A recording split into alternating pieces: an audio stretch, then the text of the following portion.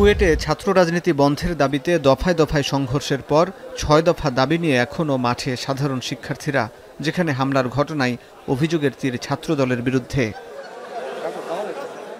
তবে বুধবার বিকেলে ঢাকা বিশ্ববিদ্যালয়ের টিএসসিতে এক সংবাদ সম্মেলনে সব অভিযোগ অস্বীকার করে ছাত্রদল।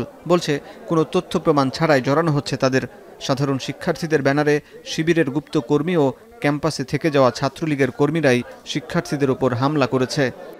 বিনা কারণে আমার ছাত্র দলের সমর্থক ও কর্মীদের উপর হামলার ঘটনা ঘটে, তাহলে আমরা আজকের এই সংবাদ সম্মেলন থেকে আপনাদের মাধ্যমে তাদেরকে অবহিত করতে চাই, এই বৈষম্য বিরোধী ছাত্র আন্দোলনকে অবশ্যই দায় নিতে হবে।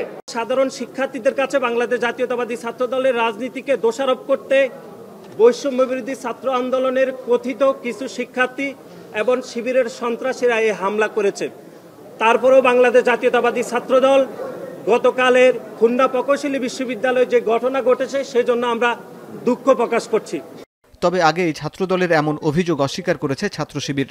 এই ঘটনায় তীব্র নিন্দা ও প্রতিবাদ জানিয়ে এক বিবৃতিতে সংগঠনটি দাবি করে, বহিরাগতদের নিয়ে ছাত্রদল সশস্ত্র হামলা চালায়।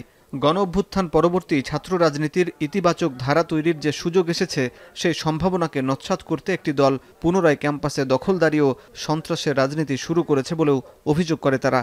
হামলার সঙ্গে জড়িতদের দ্রুত বিচারের আওতায় এনে কঠোর শাস্তি এবং শিক্ষাঙ্গনে পুনরায় ফ্যাসিবাদী ব্যবস্থা প্রতিহত করতে প্রশাসনকে কার্যকর ব্যবস্থা গ্রহণে আহ্বান জানায় ইসলামী ছাত্র শিবির। এদিকে খুলনা প্রকৌশল ও প্রযুক্তি বিশ্ববিদ্যালয়ে সংঘর্ষের ঘটনায় রামদাহাতে দাঁড়িয়ে থাকা যুবদল নেতা মাহবুবুর রহমানকে বহিষ্কার করেছে যুবদলের কেন্দ্রীয় নির্বাহী কমিটি। হাসিব বিল্লাহ, এখন, ঢাকা। একনল হ্যান্ড ওয়াশ 100% প্যারাবেন ফ্রি, তাই নিরাপদ হাতের জন্য আস্থা রাখুন একনল।